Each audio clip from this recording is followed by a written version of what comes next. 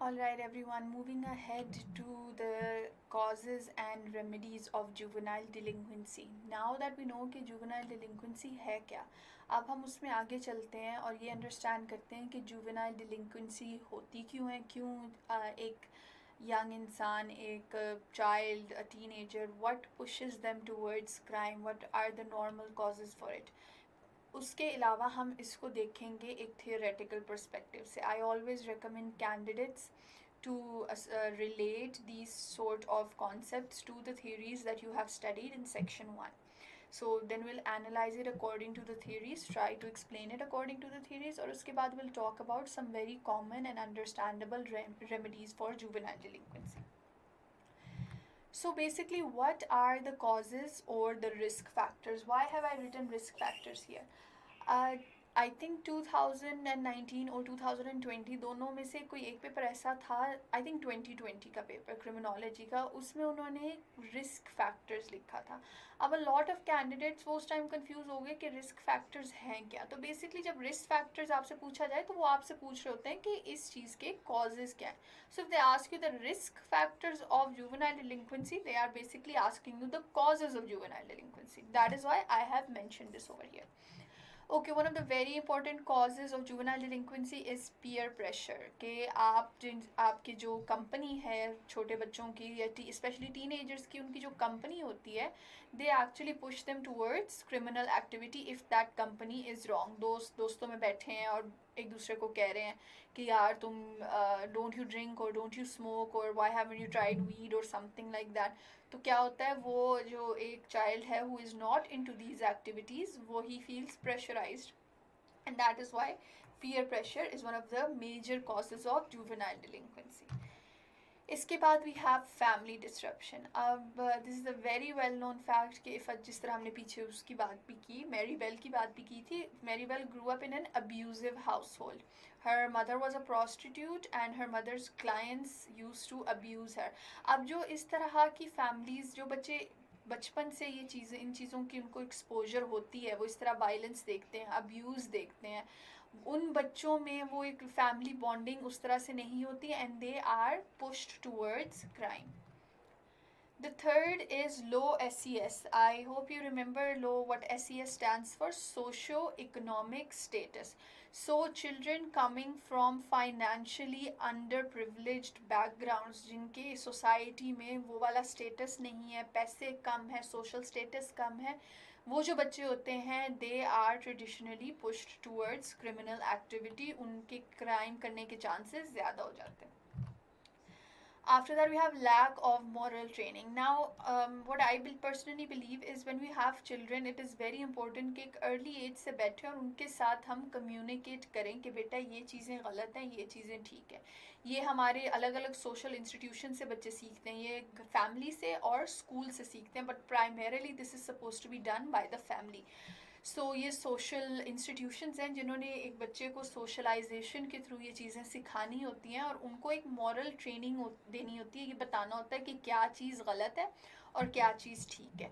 Those children who are not expose to such moral training, उनके criminal activity करने के chances भी ज़्यादा हो जाते हैं.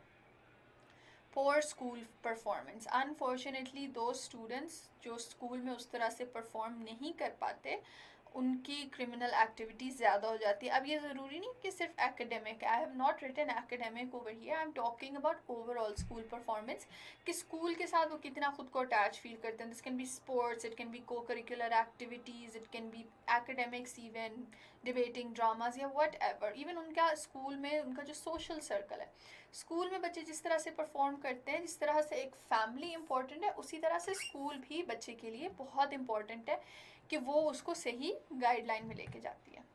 Authoritarian parenting. अब ये सबसे बड़ा मसला आ रहा है कि अ लॉट ऑफ पेरेंट्स कहते हैं ना कि ज़्यादा सख्ती भी अच्छी नहीं होती. अ लॉट ऑफ पेरेंट्स, बल्कि a few parents, they prefer being extremely strict on their children. अब वो एक्सट्रीम हद से ज़्यादा अथॉरिटी जताना बच्चों पे, उससे बच्चा बहुत ज़्यादा बागी हो जाता है. वो रिबेलियसनेस जो है वो हमारे पास इस वजह से आती है। तो ये अवॉइड करने के लिए parents need to find the perfect balance between being strict and being nurturing as well.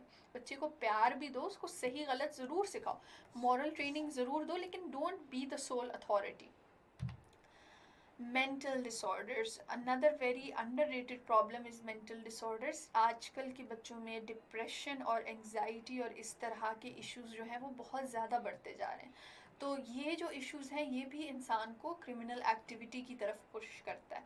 So these issues need to be addressed as well. And last is substance abuse. Any child under the influence of alcohol और under the influence of drugs, एक तो ये खुद एक crime है, लेकिन इनके influence में आने के बाद उनके क्राइम करने के चांसेस भी बढ़ जाते हैं। एक रेगुलर ड्रगी चाइल्ड जो कि बहुत रेगुलरली ड्रग्स कर रहा है, उसके chances of going into theft और बर्गलरी वो ज़्यादा होते हैं as compare to a child who is not involve in this. अब हम इस जुवेनाइल डिलिंक्वेंसी को एनालाइज करते हैं थियरीज के हिसाब से। सो थियरीज में basically will go one by one and I will relate, हम क्विकली रिकॉल करेंगे कि ये थियरीज हैं क्या, and I will relate them to juvenile delinquency. If you get a general question about juvenile delinquency, remember to एक एक मतलब दो दो सेंटेंसेस में ये थियरीज, ये ज़्यादा टाइम है तो ज़्यादा में ये थियरीज ज़रूर अप्लाई करें और mention how these theories help explain juvenile delinquency. सबसे पहले rational choice theory. The rational choice theory says कि इंसान जो है वो क्राइम अपनी मर्जी से करता है। तो अकॉर्डिंग टू दिस, अगर एक बच्चा क्राइम कर रहा है तो ही इज सेंसिबल इनफ और वो पूरा सोच समझ के वो क्राइम करता है। So basically the rational choice theory kind of blames the child of doing it out of his own will. After that we have the social disorganization theory. आपको पता था कि सोशल डिसऑर्गेनाइजेशन थ्योरी में we had three different factors. One was low socio economic status, the second was residential mobility and the third was ethnic heterogeneity.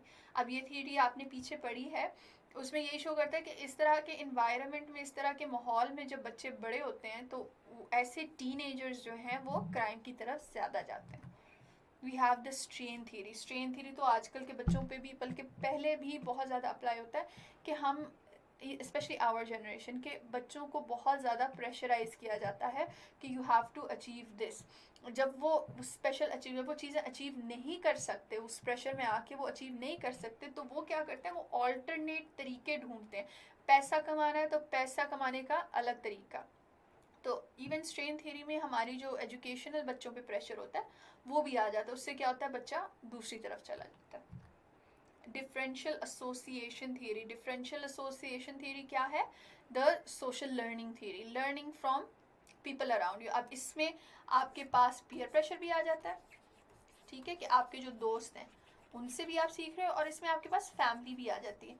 If a child grows up in abusive house hold, तो वो अपने जब father को काम abuse करते हुए देखता है या अल्कोहल पे देखता है, तो ही the chances of him adopting that are the same. तो वो बच्चा अपने पेरेंट्स से, अपने इर्द गिर्द लोगों से वो चीज़ सीख रहा होता है। So according to the differential association theory, अगर कोई जुवेनाइल क्राइम की तरफ आ रहा है तो वो कहीं ना कहीं से वो सीख रहा है। लेबलिंग थ्योरी, ये भी बहुत इंपॉर्टेंट है कि हम कह देते हैं कि यार ये जो बच्चा है ये बहुत ही ख़राब है। एक छोटे से बच्चे को हम लेबल कर देते हैं कि बड़ा ख़राब बच्चा है। The chances of that poor child going towards crime because of that label, आपने एक बच्चे को कह दिया कि ये है ख़राब, ये तो पढ़ ही नहीं सकता, ये तो कुछ भी नहीं कर सकता, ये ऐसे ही बस ही इज़ कम्प्लीटली यूजलेस। जब हम एक बच्चे को ये कहते हैं तो वो बच्चा ऑटोमेटिकली ही goes towards crime. That is what the labelling theory says. And last we have the social control theory. अब इसमें आपकी सोशल कंट्रोल थ्योरी भी आ जाती है और आपकी बॉन्ड थ्योरी भी आ जाती है कि किस तरह से सोसाइटी के कंट्रोल्स एक बच्चे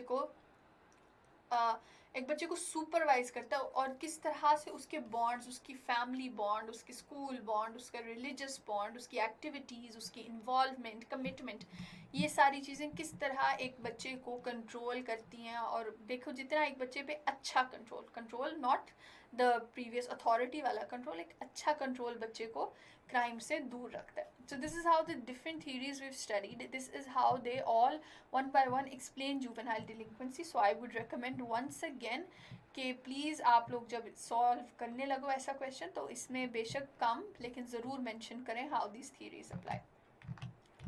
Moving on to the preventative measures. Preventative measures किस तरह से हम जुवेनाइल डिलिंक्वेंसी को रिड्यूस करें. Children are the future of every nation which is why this should be the priority as well. अपने सोसाइटी में से क्रिमिनल एक्टिविटी को कम करने के लिए if in juveniles what do we need to do. First of all drug control. There needs to be extreme laws regarding drugs. इनको distribute करने वाले, इनको सप्लाई करने वाले जितने भी लोग हैं, action needs to be taken against them. और बच्चों को ये बताना चाहिए how harmful drugs are. Family counseling. Children coming from families that have a lot of violence and that are broken, that जब वो बड़े ही वो सारा कुछ होते देख रहे होते हैं अपने सामने, सारा वायलेंस एंड एवरीथिंग, तो वो चीज़ें उनके माइंड में रह जाती हैं.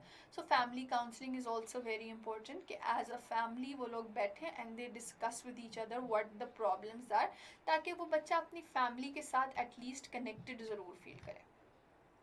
Parent training. Parents need to be trained as well. अब आजकल through social media there have been a lot of people interact with each other, they guide each other कि किस तरह से बच्चों को हैंडल करना चाहिए, which is a very good step.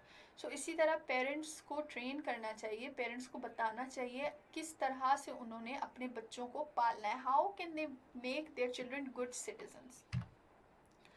Social services. Pakistan में this is not a very well known concept, but if you go to western countries आप देखते हो कि एक बच्चा एक अब्यूजिव हाउस होल्ड में है, so he is sent to foster care and he is given for adoption. ऐसी फैमिलीज़ पे रेगुलर चेक्स होते हैं कि कहीं वो बच्चा कुछ इस तरह से एक्सपीरियंस तो नहीं कर रहा. So this social services needs to be introduced as well.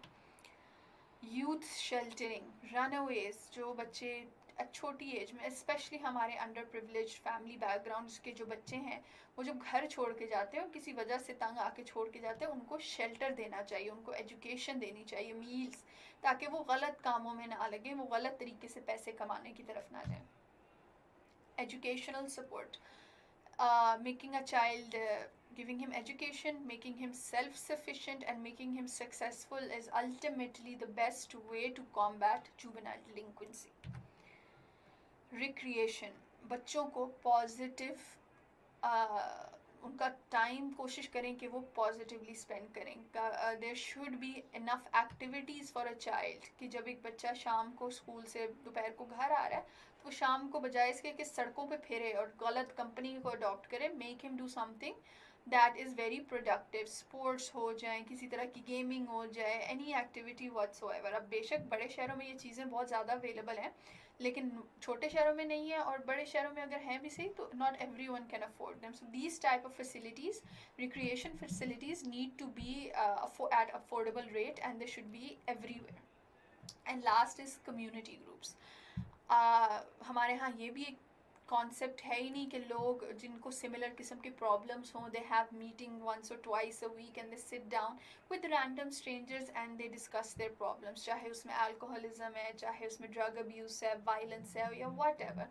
These sort of community groups need to be established, जहाँ विदाउट जजमेंट एक बच्चा आके अपने इश्यूज डिस्कस कर सके with his peers going through the same issue. ये sense of bonding जो है, knowing that there is a group of people who support them and who understand them, वो ultimately bond create करता है और वो बच्चा जो है वो फिर criminal activity की तरफ नहीं जाता. So this marks the end of this lecture. I hope you people understood what are the causes of juvenile delinquency and what are the remedies for it as well. इसके बाद वाले 2 lectures में हम focus करेंगे juvenile justice system पे, जहाँ पे हम पढ़ेंगे कि पाकिस्तान, ये तो एक general idea हो गया ना, पाकिस्तान में किस तरह से जुवेनाइल जस्टिस सिस्टम हमारा चल रहा है, and what are its flaws and what needs to be approved. See you in the next lectures. अल्लाह हाफिज़.